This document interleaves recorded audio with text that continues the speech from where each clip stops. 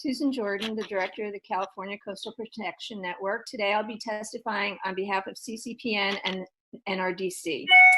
CCPN and NRDC urge the Commission to follow its staff recommendation to formally adopt the Making California's Coast Resilient to Sea Level Rise principles for aligned state action.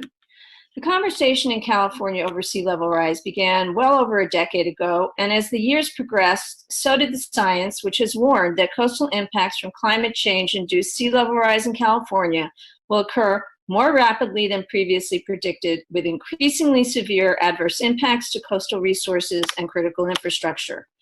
Numerous plans and reports, some of the Commission's, CNRA, etc., over the years have affirmed the dire consequences these impacts will pose to California's environmental and economic security. But one of the biggest problems, and one to which Secretary Crowfoot alluded to, is that those plans and studies have been siloed under different agencies' jurisdictional authority with intermittent collaboration and coordination. Under that fractured environment, it has been easy for certain sectors to launch carefully orchestrated and well-funded campaigns to undermine and in some cases actually block constructive efforts to address sea level rise. In the absence of a clear state-mandated policy, agencies were left alone on the defensive, with the Coastal Commission bearing the brunt of the pressure, given its direct role in permitting development along the coast. What was sorely needed was a set of principles that were embraced by the state that would bind the agencies together in a coordinated effort to tackle this pressing problem.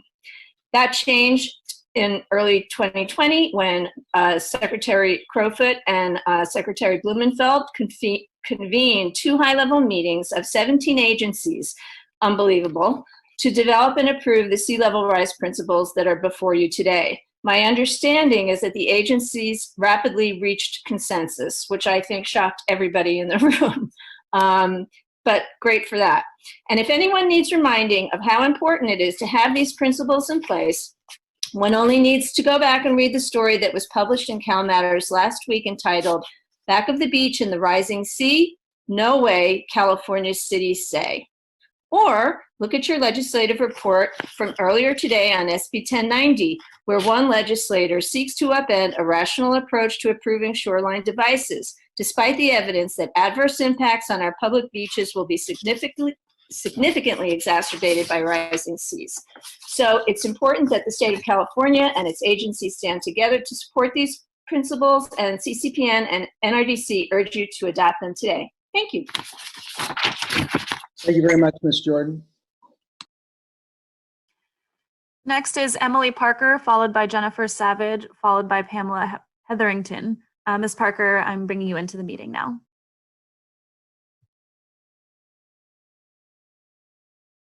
Good morning again, Chair Padilla and Commissioners. This is Emilie Parker with Heal the Bay. We strongly support the Commission taking the staff recommendation to adopt the sea level rise principles for aligned state action. Our coastline faces significant risk from rising sea levels, and aligned actions and principles across state agencies are needed to create consistent and efficient decisions and actions to protect our coastal communities and ecosystems. We support the principles in this document that call for utilizing the best available science, building partnerships, supporting local efforts, and learning from coastal resilience projects.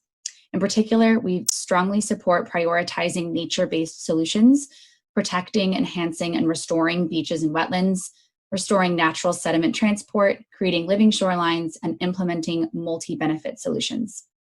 I'd also like to take a moment to thank the Commission for already taking action today and voting to oppose Senate Bill 1090 this morning to protect the coastline of Southern California from armoring that would do more damage to our coastline than good. Without clear and aligned state policies, individual agencies and government bodies are forced on the defensive as they attempt to advance science-based sea level rise policy. As Commission staff noted, these 6 principles can guide a unified and effective action towards sea level rise resilience and are consistent with the Commission's ongoing work. We strongly support the adoption of these principles. Thank you. Thank you, Ms. Parker.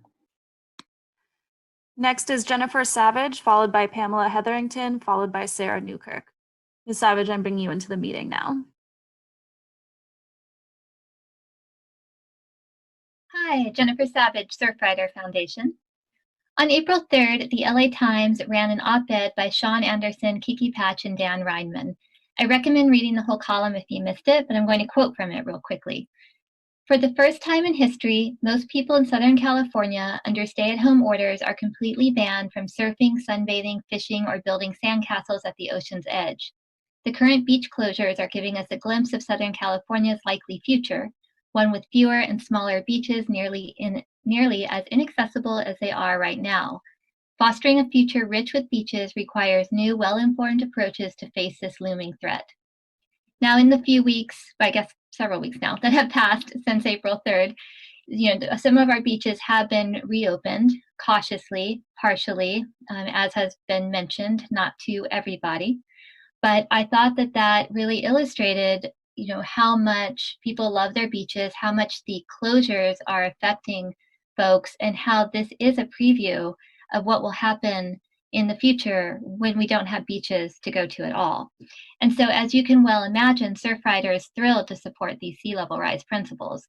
We have referenced multiple times over the years the numerous strategic plans and studies identifying sea level rise adaptation as an imperative to preserving California's identity, environment, recreational opportunities, and economy.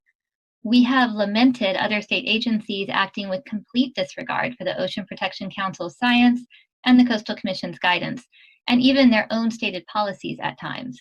So to have the state gather agencies together to formalize an agreed upon set of standards related to sea level rise adaptation planning provides a new level of hope that we can avoid future bad projects on state managed lands and see agencies work together on good projects that will help preserve what beaches we still can. We're grateful to Secretaries Crowfoot and Blumenfeld for convening the state agencies, to Commissioner Gold for his efforts shepherding this through, and to all the agency staff who came to the table willing to work toward protecting California's coast into the future for all people to enjoy. Surfrider Foundation therefore enthusiastically supports the adoption of making California's coast resilient to sea level rise, principles for aligned state action. Thank you. Thank you, Ms. Savage. Next is Pamela Hetherington, followed by Sara Newkirk, followed by Julie Hamilton. Ms. Hetherington, I'm bringing you into the meeting now. Hello again, Pam Hetherington from the Environmental Center of San Diego. I apologize in advance if you hear my cat. She thinks Zoom was invented for her. So I will make this short. The Environmental Center of San Diego strongly encourages the Coastal Commission to adopt Making California's Coast Resilient to Sea Level Rise principles for aligned state actions. You're all to be congratulated on the formation of such a comprehensive collaboration. We have watched the Commission be one of the leading agencies to address the crisis of sea level rise. From the Commission's 2015 Sea Level Rise Policy Guidance through its update in 2018, the guiding principles have helped solidify support from the state and chart a path forward. You are to be congratulated, and we encourage you to adopt this today. Thank you kindly. Thank you, Ms. Hetherington. Next is Sara Newkirk, followed by Julie Hamilton, followed by Alex Ford. Ms. Newkirk, I'm bringing you into the meeting now.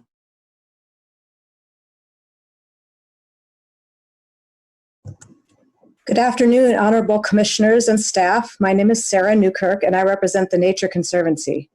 I'm happy to see that you have adapted to the current circumstances and are able to conduct your business in this virtual meeting format, and I'm especially comforted to see Chairman Padilla back in action and healthy once again. In the interest of time, I will refrain from expounding for too long on the many merits of the sea level rise principles before you. We couldn't be happier to support their adoption, and we are so grateful to Secretaries Crowfoot and Blumenfeld, as well as some of the members of this very commission for facilitating their creation. COVID-19 has allowed us to see, perhaps more than at any other time, the value of our public open spaces, especially along the coast. When we are constrained from visiting our beaches, we are robbed of one of the most emblematic values of being Californian. And we now know what that feels like. Unlike COVID, which we will move beyond, sea level rise would create permanent loss. These principles are evidence that our state agency leaders are completely committed to preventing this loss. I've submitted detailed written comments that offer some specific recommendations to complement and support this initiative, and I would refer you to those comments for detail on these points. Recognizing that these actions require the concurrence of the many agencies involved in the development of these principles, I'll briefly highlight several of these for you now. First, we encourage you to develop an implementation framework that can organize funding, planning, and action over the long term, including an explicit sea level rise needs assessment and funding strategy to support the needs over various timeframes.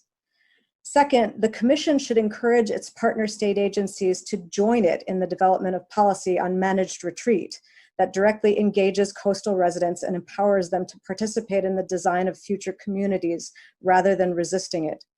This will be dependent on an upfront acknowledgement that while managed retreat is inevitable in some places, the timing and implementation of managed retreat will vary significantly from community to community. Lastly, the agencies behind these principles should endeavor to adopt a coordinated framework to protect the undeveloped uplands landward of our coastal habitats, which represent the last best opportunity to mitigate the loss of habitat from sea level rise by facilitating the landward migration of these habitats. These agricultural areas will only provide an opening for the emergence of new coastal habitat if they are not converted to developed uses or armored.